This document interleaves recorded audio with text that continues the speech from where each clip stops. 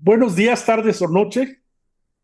En esta ocasión tenemos un programa muy interesante, una charla que espero nos vaya a servir de mucho a todos, con el licenciado José Miguel Buendía, extraordinario abogado, y donde queremos platicar contigo no de las reformas jurídicas como si fuéramos abogados, sino más bien queremos que nos expliques un poquito de qué está pasando para los no abogados, para la gente de recursos humanos. Te voy a tratar de poner un poquito en contexto. La gente de recursos humanos pocas veces tiene que ver con asuntos legales, pocas veces, muchos atendidos en su oficina o si acaso una inspección de trabajo. Pero ya para una especie de despido o algo así, normalmente vas a la junta o ibas a la junta, pero ibas acompañado de un abogado y te puedo decir que casi todas las juntas eran iguales. Yo conozco muy bien las del Estado de México, las de Toluca, conozco las de Tlalnepantla, conozco las de Puebla, conozco las de Tlaxcala, conozco las de Guadalajara, conozco de varias otras entidades. Y lo primero que me llamaba la atención es, yo llegaba a la junta y nunca veía al presidente de la junta.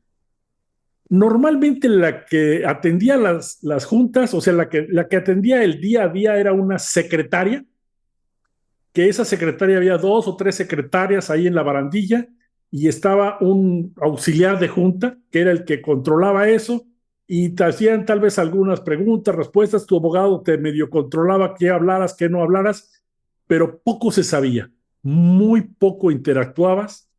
Realmente esta justicia era una justicia para ojos de la gente de personal, yo te lo puedo decir, era una justicia que no sabías exactamente qué pasaba, estabas totalmente en manos de tu abogado.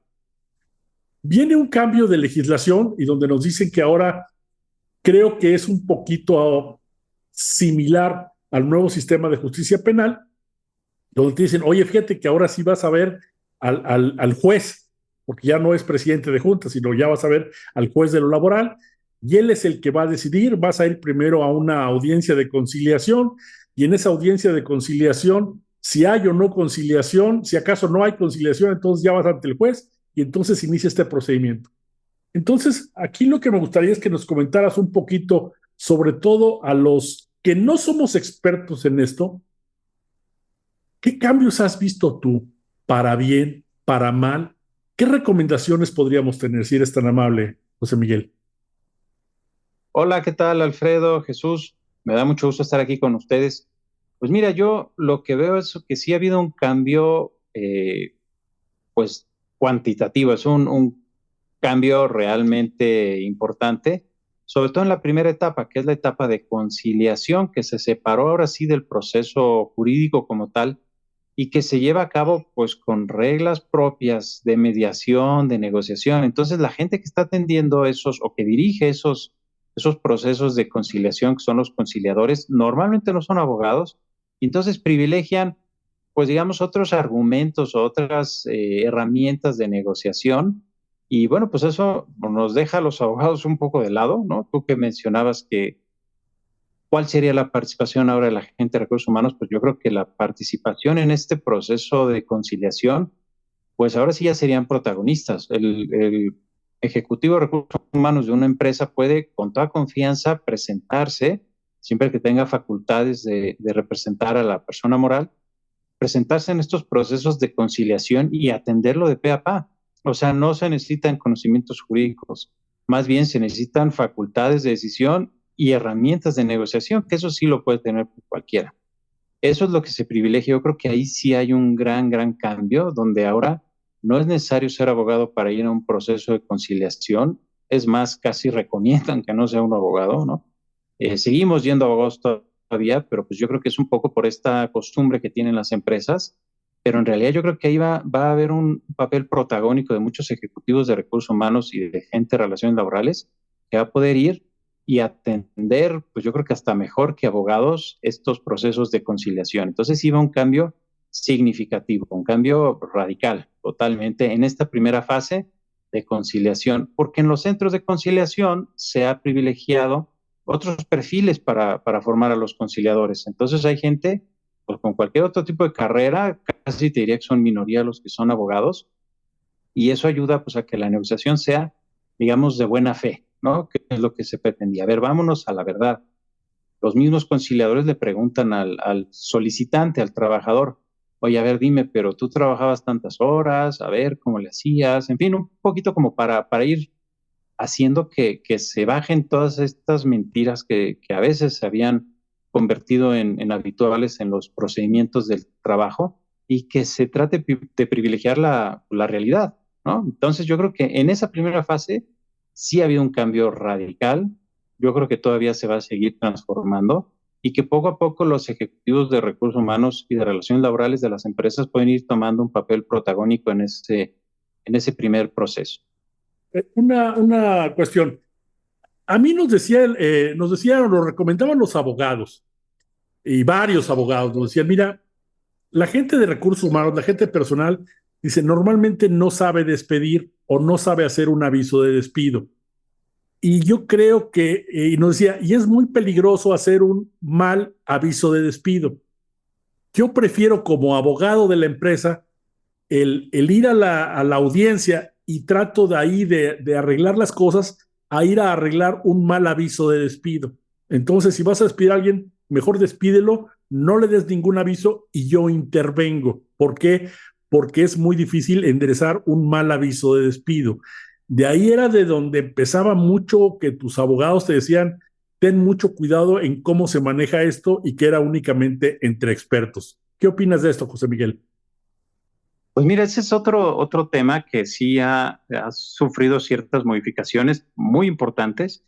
Diríamos que es la otra parte del proceso, ¿no? Hablé yo primero del proceso conciliatorio, donde sí ha habido grandes cambios y donde se ha abierto una ventana muy importante para los ejecutivos de recursos humanos y de relaciones laborales para atenderlos en vez de abogados. Pero está la otra parte, que es la parte ya jurídica, ¿no? Cuando no hay una solución en este procedimiento previo a conciliación, entonces sí ya se pasa al juicio. Y el juicio es ante el juez.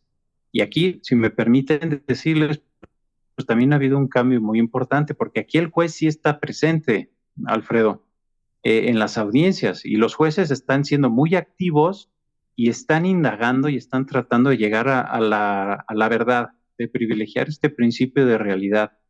Entonces sí están preguntando ellos directamente, tanto al trabajador como a los representantes de la empresa que se presentan a declarar, ¿no? Tú me decías que antiguamente ustedes cuando se presentaban a las juntas, pues casi no decías nada y todo lo conducía tu abogado, pues eso sí está cambiando aquí. Ya en los juicios, cuando se cita a un representante de la empresa a declarar, el propio juez le hace preguntas y le hace preguntas pues muy directas y a veces hasta pues muy, pues yo le diría, no quiero decirlo agresivas, ¿no? Pero sí tendientes a conocer la realidad de los hechos, es decir, bueno, ¿usted cómo sabe que esta persona incurrió en tal causal? ¿Estaba presente? ¿A poco sabe todos los procesos? O sea, los jueces están siendo muy activos y esto está haciendo que los abogados, pues ya nos sintamos, digamos, pues muy recelosos de manejar versiones soportables en documentos y en constancias. Entonces ese ha sido un cambio muy importante. De los malos aprendizajes que yo tuve, José Miguel, me decían, si tú tienes acceso al acta constitutiva de la empresa, y si sobre todo estamos hablando de empresas que tienen capital extranjero, dice, y vas a tener tú un despido, tú señala como responsables del despido a todos los que aparezcan en el acta de la empresa. Y me decían, ¿por qué? Porque los ejecutivos extranjeros tienen pánico de asistir a las juntas de conciliación. Me consta porque yo estuve muchas veces en el área de recursos humanos y lo que me decían a mí, la instrucción que yo tenía era, arregle el asunto como sea, pero yo no me paro, el director no se para o alguien no se para, ningún extranjero se va a parar en la junta de conciliación. Eso ha cambiado también, ya es mucho más fácil porque en ese entonces yo me acuerdo que era una especie de llevar a alguien a las juntas, era entrar a la cueva de Alibaba. Para empezar, estabas hablando de la Ciudad de México, en la colonia de Doctores, no había ni dónde estacionarte. Si te estacionabas, había que pagar derechos de protección, porque estabas en toda la hora en el área de robos más importante de la Ciudad de México. Entonces, ya el ambiente era un ambiente muy cargado. Y si ahí tenías tú que llevar a tu director de finanzas o algo así, un extranjero que no tenía nada, lo primero que te decían es: ¿sabes qué? Pagamos lo que sea, pero yo no me paro aquí. ¿Cómo? ¿Qué ha cambiado? Sí, mira, pues sí ha cambiado mucho. De entrada, el propio juez puede desechar esos innecesarios llamamientos a declarar a personas que no tienen nada que ver, ¿eh? O sea, ya de entrada, antes era una práctica muy común entre los abogados de los trabajadores, lo que tú dices, llamo a todos los que aparecen en el acta constitutiva, pero los jueces ahora pueden no aceptar esas pruebas para su desahogo precisamente porque no guarden una relación o ellos vean que son simplemente chicanadas, ¿no? ¿Para qué es chicanada? Para que venga una persona que no tiene nada que ver. En eso está muy bien, porque yo te podría decir, bueno, pues ahora estos ejecutivos extranjeros pueden estar tranquilos en que es muy probable que el juez no admita esos llamamientos por pura chicana, por pura táctica, pues del abogado de los trabajadores. Pero también te diré que por el otro lado, el que sí tenga que ir, o sea, el director de la empresa o a la persona que sí le atribuyen el despido, yo creo que ahora sí tiene que preocuparse más que antes. Y los abogados de esas empresas tenemos que preocuparnos también más antes porque lo que te digo, las preguntas ahora son abiertas. Entonces puede ser que se le pregunte a fondo cuestiones de la relación de trabajo o incluso de la misma empresa que tuvieran relación con el asunto, con el trabajador. Y ya los representantes de las empresas no pueden limitarse a decir no, como antiguamente se les decía. Ahora ellos tienen que actuar o dar la información de la que ellos dispongan, porque si no es posible que el juez los multe y que incluso pues hasta ordenar un arresto si se niegan a contestar algunas de sus interrogantes. Entonces, te diría, por un lado, los que no tengan ninguna relación y ni siquiera conozcan al trabajador, yo creo que pueden estar tranquilos. Pero los que sí tienen alguna facultad de decisión o alguna relación justificada para ser llamados a juicios, eso sí, ya no estén tan tranquilos porque van a tener que prepararse muy bien para ir a responder. Y me quedó por ahí pendiente lo que tú habías dicho del aviso de rescisión. Mira, ahora, precisamente por la reforma que se hizo en el 2019, existe la posibilidad de que tú, sin haber entregado el aviso de rescisión, en un juicio te defiendas alegando una causa justificada de despido y la pruebes. Todavía no sabemos cómo van a estar los criterios de los colegiados, que son los que revisan las sentencias de amparo, pero sí sabemos de juicios de asuntos en primera instancia que, aprovechándose de ese cambio que hubo de la parte final del artículo 47, donde ahora se puso la falta de aviso, hará que se presuma que el despido es injustificado, salvo prueba en contrario. Se agregó eso, salvo prueba en contrario. ¿Qué quiere decir? Que yo válidamente puedo en un juicio, sin haber entregado ningún aviso o habiendo entregado un aviso mal, como tú dices, o sea, habiendo hecho un aviso defectuoso, decir, bueno, independientemente, estamos en el juicio y yo voy a acreditar aquí que el trabajador incurrió en X falta y que el despido fue justificado. Todavía no sabemos a nivel de los tribunales de amparo cómo va a acabar eso, pero la posibilidad es real y se está utilizando. Entonces, ese es otro de los cambios muy importantes que hemos vivido. Era lo que los abogados dicen, se quitó esa parte por lo que llaman que era muy difícil probar actos negativos. Tratando de explicarme entre mortales que no seamos abogados, es: yo voy a rescindir el contrato de alguien que es eminentemente culpable, tiene una causal de rescisión. Pero lógicamente, si ese trabajador es muy listo, pues no va a querer aceptar el recibir esa rescisión. Y entonces yo voy a poder decir, pues intenté dárselo, pero nunca pude entregárselo. Y eso decían, eso en el juicio no vale la pena porque es muy difícil probar que él no quiso recibirlo. Estamos en ese asunto, José Miguel. Bueno, mira, de hecho hubo un cambio previo al 2019 donde ahora era alternativa. O sea, tú podías entregárselo o ni siquiera intentar entregárselo y acudir mediante un procedimiento para procesar ante la Junta y decirle: Junta, notifícale en su domicilio al trabajador que está rescindido por esto y esto y esto. Eso ya se podía hacer antes del 19, se sigue pudiendo hacer y ya ahora se ha utilizado mucho, sobre todo, ¿sabes qué? Con trabajadores que incurren en ausentismo. que juntan las más de 3 faltas en un periodo de 30 días y ya después no se presentan y dices, bueno, ¿qué hago? ¿Me espero a la demanda? Ahorita hay muchas empresas que sí están presentando sus avisos de rescisión por ausentismo con fundamento en esta disposición que ya es previa al 2019 y entonces diríamos que, bueno, ahorita ya es alternativo. O sea, tú puedes intentar entregárselo o puedes pedirle ahora al tribunal, que es el tribunal quien se lo entregue, pero además puedes que ni siquiera hiciste nada de esas dos cosas y con esta reforma del salvo prueba en contrario de la entrega del aviso, tratar de defenderte en juicio diciendo, no se lo entregué, tampoco fui al tribunal a que el tribunal le notificara, pero con esta modificación yo hago valer mi derecho para que aquí demuestre que él incurrió en estas faltas. Te digo, esto último, todavía estamos pues esperando que haya criterios ya de interpretación firmes de los colegiados, pero hay muchos que nos están esperando y lo están haciendo, ¿no? Vamos a ver cómo,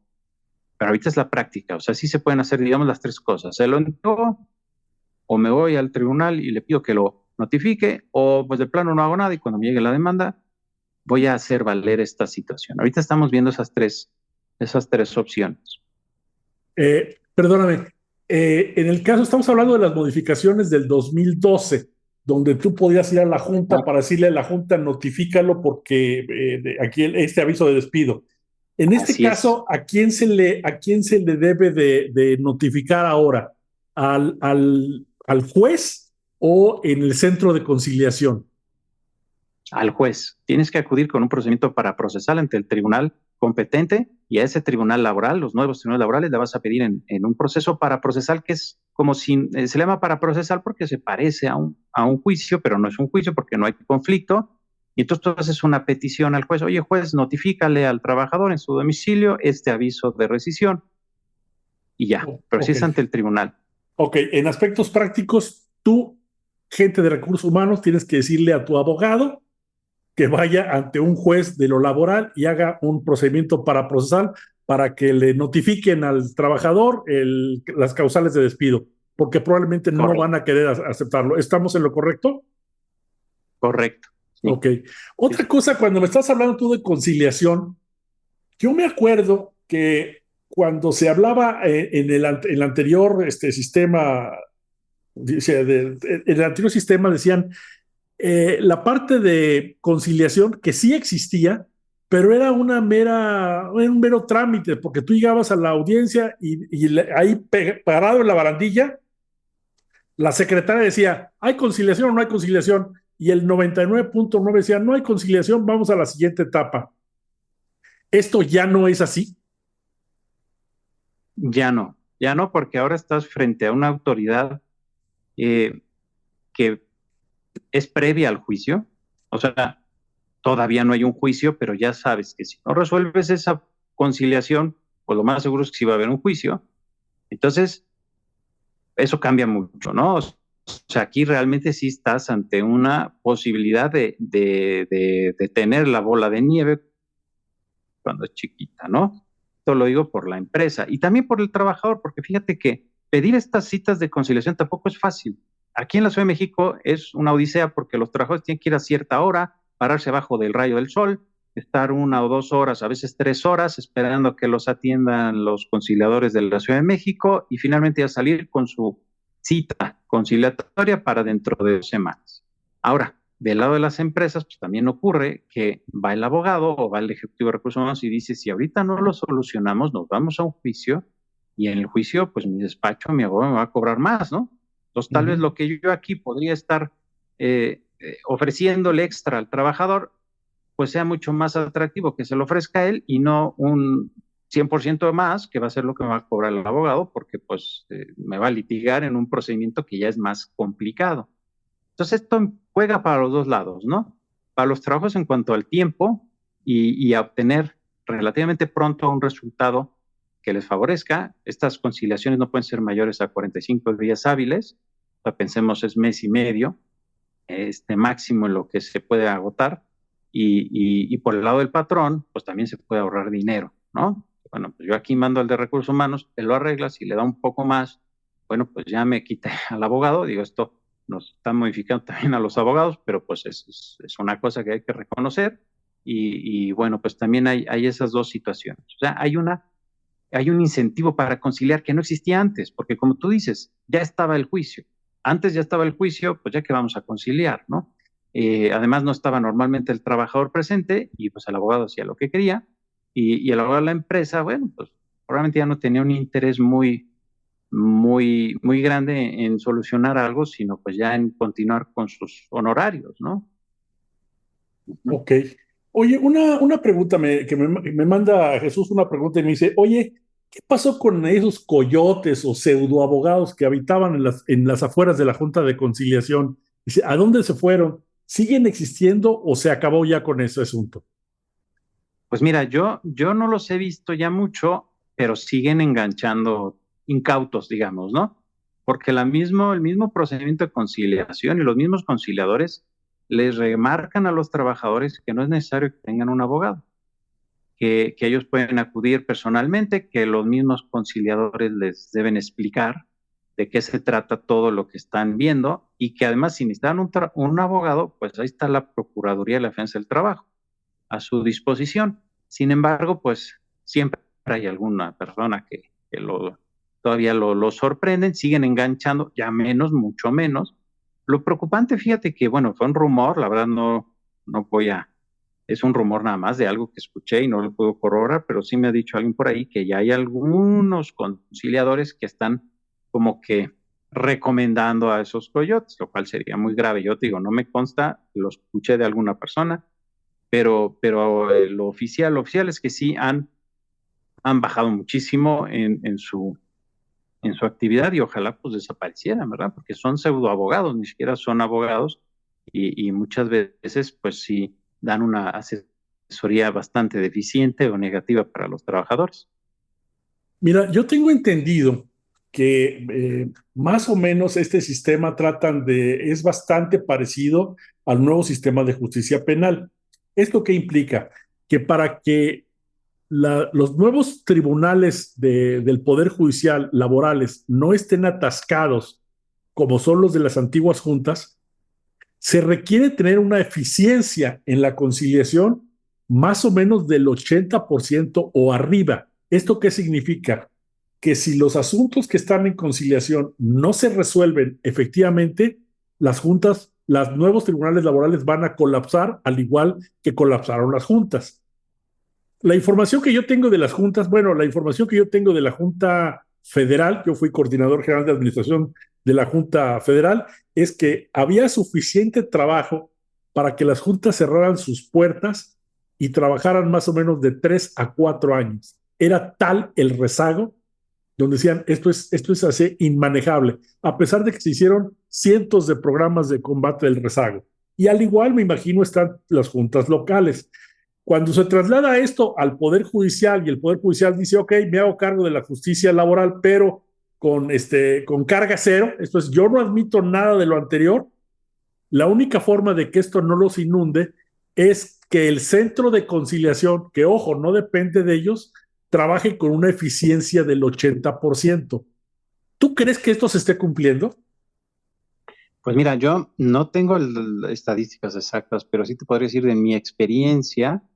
Yo en la firma en la que colaboro y con otros amigos, colegas también que ven estos casos, yo creo que vamos un poquito más arriba de ese 80%. O sea, yo sí te podría decir que yo de 10 casos que atiendo en un centro de conciliación, se arreglan 9, ¿no? Puede haber otros que tengan otra experiencia, pero yo creo que sí es creíble que anden en una eficiencia del 80%. Sin embargo, los tribunales sí están colapsando ya. Eso es porque no hubo suficientes tribunales. Aquí en la Ciudad de México se abrieron, si mal no recuerdo, son 9, ¿sí? 9 individuales. Y te digo que ya las fechas pues ya están bastante, o sea, los tiempos son de prácticamente en 6 meses tenías resuelto un juicio. Bueno, pues eso ya no está pasando ahorita, ¿no? Pero ahí está el otro punto. Yo creo que el centro de conciliación está haciendo su labor, yo sí creo que está haciendo una labor pues superior al 60 y probablemente en algunos meses en el 80%, pero siento que también aquí, sobre todo en la Ciudad de México, el Poder Judicial no se preparó debidamente y sí está, y si no colapsando ya, está en un nivel muy cercano a eso, ¿eh? Ahora bien, no sé si qué tanta información tengas de los tribunales federales, pero ahí el asunto me imagino que es mucho más grave porque hay unos asuntos laborales que son los que inundan el trabajo de las juntas, pero que realmente no son asuntos 100% laborales. Te voy a decir cuál es el ejemplo. Todos los casos o muchísimos casos de seguridad social, donde el trabajador está demandando o una incapacidad o una enfermedad mal calificada, es casi, casi como yo demando al seguro social, no es porque sea mi empleador, sino porque no me está dando lo que yo quería y esto alguien consideró que era un asunto laboral y lo tiene atascado en las juntas. Al igual que hay asuntos que no tienen ninguna resolución, que nunca van a tener solución, por ejemplo, son los casos de Pemex que le llaman los juicios de preferencias, en donde yo demando al sindicato y demando a la autoridad de Pemex para un derecho de preferencia para ocupar una plaza. Pero esto lo que hacen es tratar de dilatar el asunto varios años para que tengan todos posibilidad de arreglo, pero la verdad es que nunca se mueve el asunto, nunca va a tener ni principio ni fin. ¿Qué nos pudieras opinar de esto, José Miguel? Pues mira, sí es cierto esto que comentas del seguro social. Y yo te diría que incluso ahora con todo el tema de la pandemia, pues se cargó todavía más por el tema de las AFORES, ¿no? De los recursos de las AFORES, pues también tienes que agotar una preconciliación. Nunca se llega a esa conciliación porque las AFORES no se arreglan y de todos modos, bueno, pues te tienes que ir al juicio y se han acumulado muchos de estos asuntos. Y en efecto sí es algo que está cargando mucho la actividad de los tribunales federales. Pero por otro lado, también te diría que los tribunales federales como que tienen menor, aunque son industrias muy importantes y de sectores realmente estratégicos, pero yo lo que veo es que no tienen una afluencia tan grande como, por ejemplo, la justicia local laboral aquí, al menos en la Ciudad de México. O sea, si tú vas al centro local de conciliación, lo ves atiborrado de gente y lleno de solicitantes de asuntos, etcétera. Tú te vas al centro federal, lo ves mucho más tranquilo, lo ves más amable, ¿no? Más, porque yo siento ahí también que hay más personal sindicalizado en empresas que son de competencia federal y que a veces pues ahí ya no llegan a asuntos de conciliación porque se detiene de algún modo en la primera instancia, en instancia interna, o llegando pues no tienen toda esta afluencia. Entonces siento que por ahí está un poquito más holgado el ámbito federal y también, digamos, lo tiene más recursos, ¿no? O sea, la verdad es que siempre la justicia en el Poder Judicial Federal tiene mucho más recursos como un poder, pues, federal, este, importante, y los poderes locales, pues, siempre son un poquito el patito feo y el que le toca ya del presupuesto que se pueda asignar, pues, por la administración estatal o la administración de la ciudad. Entonces, yo creo que ahí hay una combinación de factores, pero lo siento mucho más holgado todavía el ambiente del litigio federal a comparación con el local, ¿no? Tal vez por una combinación de todos estos factores, pero sí, sí es hasta más, pues más amable y más agradable. Además, también te diré, a nivel federal se ha avanzado mucho con esto de los juicios en línea. Entonces tú puedes también evitar algunas visitas innecesarias a los tribunales, pues, registrándote con tu FIREL, que es una firma que tienes en el Poder Judicial, y puedes hasta promover todo en línea, ¿no? Entonces eso es algo que yo creo que está ayudando mucho también al Poder Judicial Federal, y aquí en la Ciudad de México van muy rezagados en temas de tecnología. En el Estado de México van avanzados. Entonces hay diferencias entre ámbitos y también en los mismos ámbitos locales hay diferencias entre estados que sí se han puesto las pilas y otros que van haciéndolo pues, a la antigüita, que es el caso de la Ciudad de México. Entonces, creo que sí hay varios factores que considerar, pero esa es mi opinión. Uh-huh. A mí me parece que había una especie, no sé cómo llamarle, tú podrás saber mucho mejor, José Miguel, que yo, pero yo me parecía que esto era una especie de negocio montado. Te voy a decir cuál. Cuando entra el gobierno de Fox, quisieron hacer en la Junta, decir, oye, ¿qué está pasando en la Junta en cuanto a transparencia? ¿Qué tanto se está atendiendo a las gentes y qué está funcionando? Entonces, parece mentira, pero una experta en transparencia es la hija de la Bastida, Gloria La Bastida, del ex candidato priista. Y la veíamos con ella y me decía, mira, para poder hacer esto, yo he hecho trabajos en América Latina y tenemos que hacer una gran compulsa y tenemos que hacer, dice, por ejemplo, vamos a visitar Guadalajara, México y Monterrey. ¿Cuántos asuntos pendientes había en Monterrey? Decíamos, más o menos hay 800. En Guadalajara había unos 650 y en el DF había muchísimos más, ¿no? Y me decía, ok, vamos a empezar con Monterrey y Guadalajara. Y me decía, de Guadalajara vamos a hacer una encuesta y dame los nombres de 50 abogados que estén ellos con juicios para poderlos hacer una encuesta y poder consultar con ellos cómo ven el sistema de la transparencia. Y me dijeron que hiciera eso en Guadalajara y en Monterrey. Cuando hablé con los presidentes para pedirles esa información, me dijeron, oye, no te la puedo dar. ¿Por qué? Porque aquí en Guadalajara me decían, 8 abogados son los que llevan todos los conflictos. Y en Monterrey me dijeron, pues no sé si serán 8, pero no serán más de 10.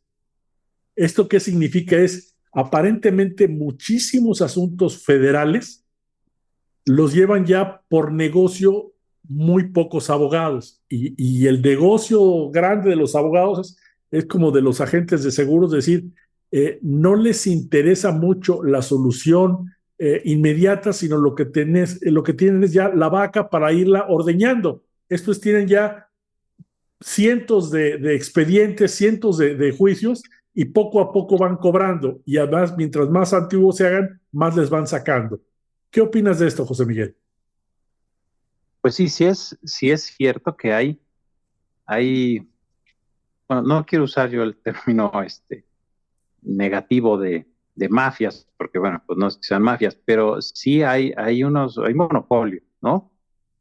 O casi monopolios en mucho del litigio laboral, porque es cierto, como dices, hay despachos que sí acaparan, tienen una extensión muy grande y precisamente su negocio es ese. Ellos no tienen que estar al día, no tienen que estarle arreglando asuntos pequeños en montos, digamos, razonables todos los días para poder financiarse, sino que, bueno, ya traen un financiamiento de años y ahorita están, pues, cobrando laudos de asuntos que iniciaron hace 2 o 3 años, ¿no? Y entonces, pues sí, no tienen ningún interés en conciliar y ese ha sido un problema en las juntas. Y en efecto, yo creo que todos los presidentes pueden ubicar en cada junta, en cada estado, 1 o 2 despachos que son responsables, pues sí, de un gran porcentaje de los juicios que se litigan. A veces también con métodos no muy éticos.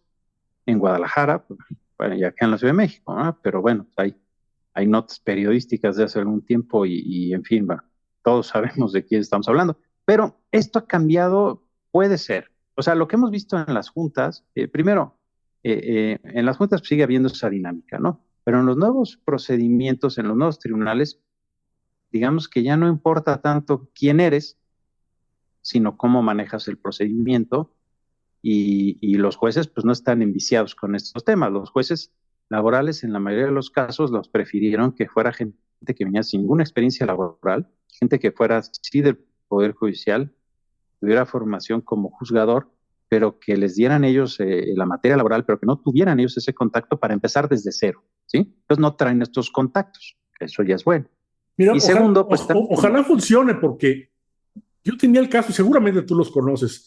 Había dos hermanos en la Junta Local de Conciliación y Arbitraje, abogados que llevaban únicamente o principalmente llevaban trabajadores. Yo me acuerdo que cuando veías tú la libreta de esos trabajadores, llevaban al mismo tiempo, ¿qué quieres? 8 o 10 audiencias. Era un imperio de la ley. Era un super negocio montado.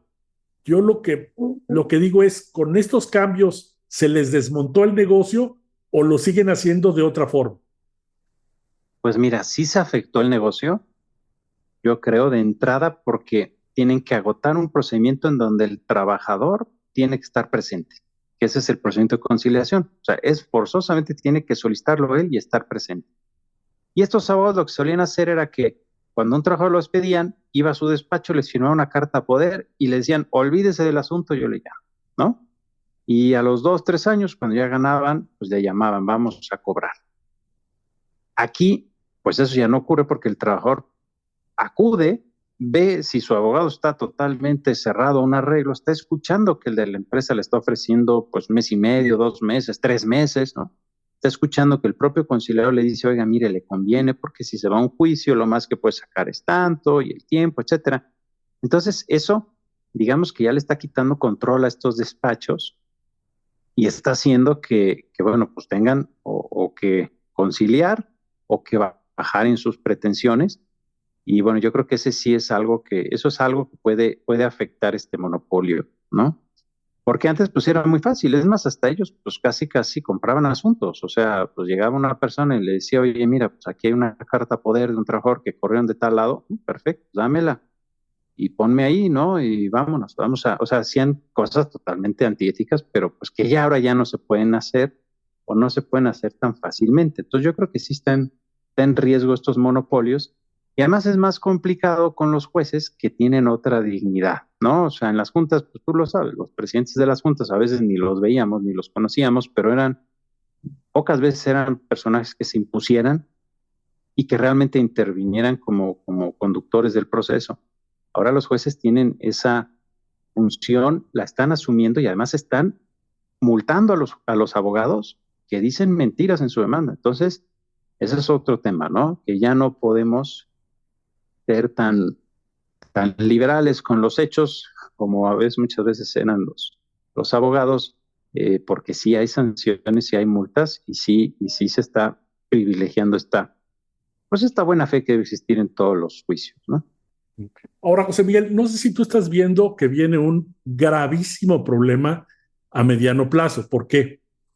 Porque hay miles de trabajadores que están en las juntas locales y en las juntas federales, donde están cerrando los asuntos, donde van a trabajar 1, 2, 3, no creo que duren 4 años máximo. Y la pregunta es, a estas gentes, ¿qué va a pasar con ellos?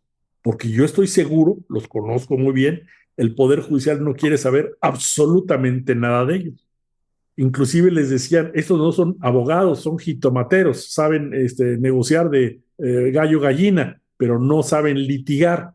Entonces, ¿tú qué crees que vaya a pasar con todo este personal? ¿Viene un problema grave en poco tiempo o cómo lo puedes ver tú?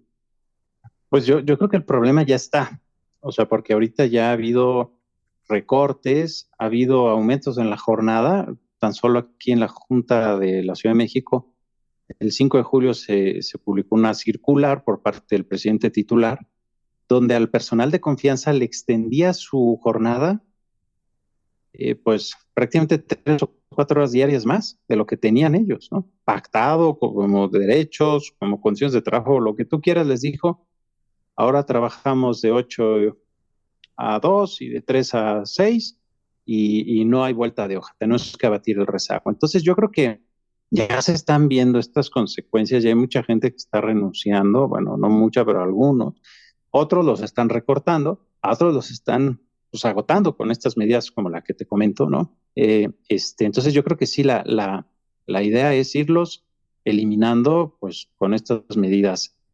No creo que se vayan a organizar en contra de esto. Simplemente, pues yo creo que van a hacer las cosas pues más mal, ¿no? Más lento.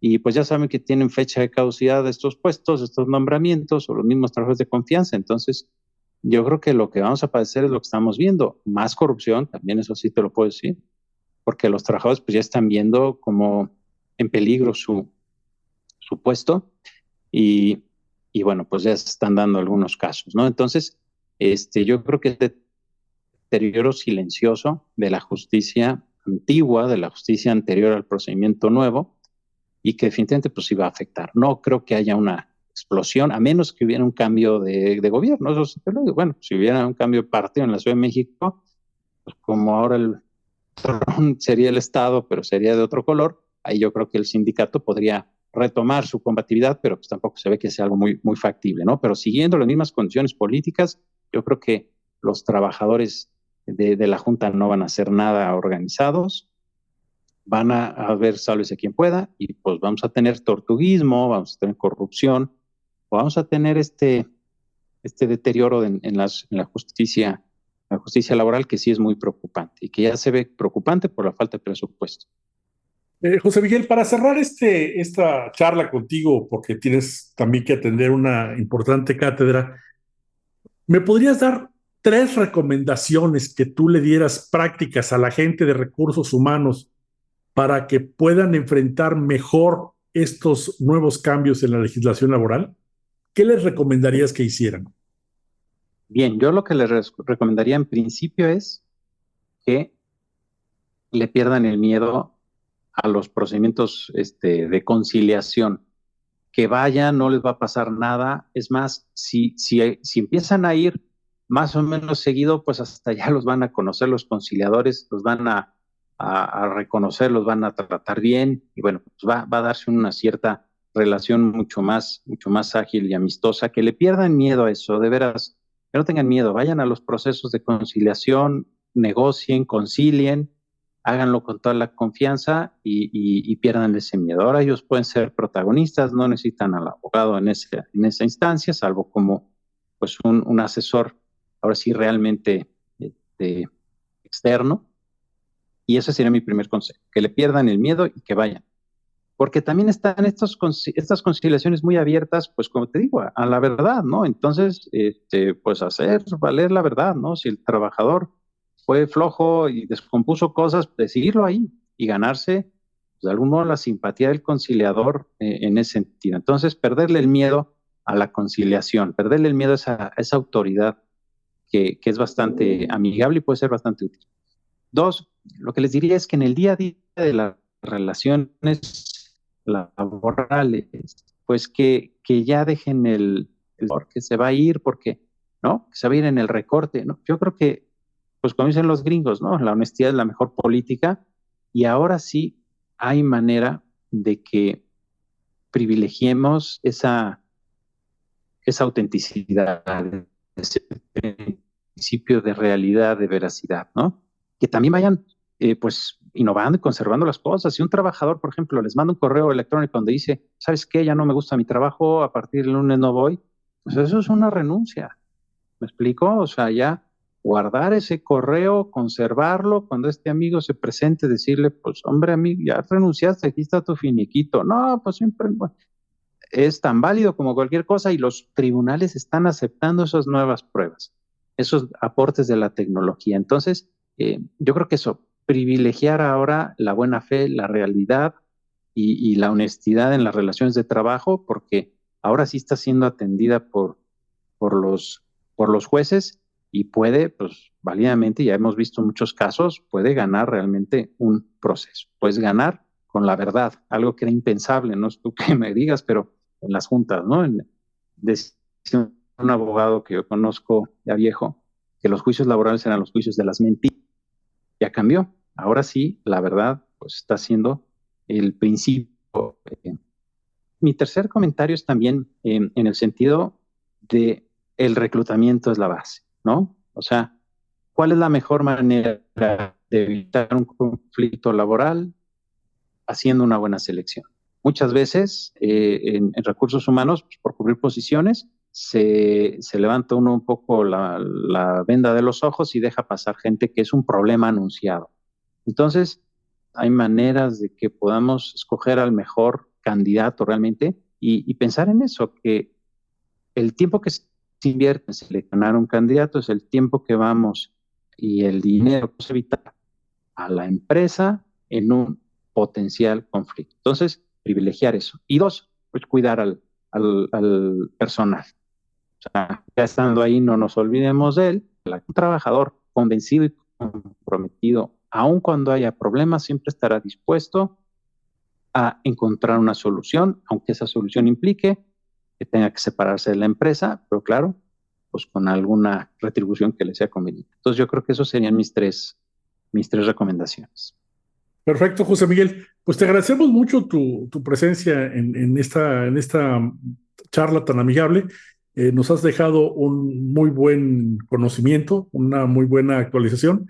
Te agradecemos mucho tu presencia y a todos nuestros audioescuchas les agradecemos mucho el que estén con nosotros y les deseamos buenos días, tardes o noches, de acuerdo a la hora que nos escuchen. Muchas gracias, Alfredo, Jesús, y felicidades por su programa. Hasta luego.